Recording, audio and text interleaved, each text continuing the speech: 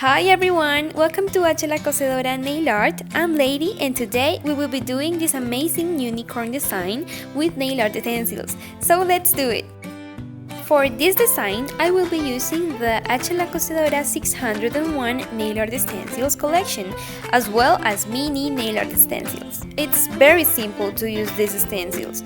Your color base has to be completely dry. Place a stencil on your nail and press firmly.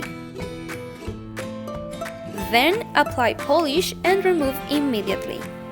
As you can see, this effect is very beautiful. It looks harder than it actually is to make. I love this design. Remember that you can reuse these stencils. Just put them back on the white paper. Here I'm showing you how I reuse stencils in the same design doing the same process. Place, press, polish and remove.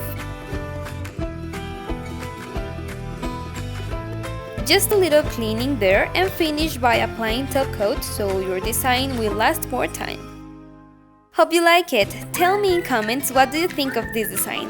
Remember to follow me on Instagram or Facebook and see previous videos. If you are looking for our nail art stencils, they are available on Amazon. I'm leaving the link in the description. See you the next time! Bye!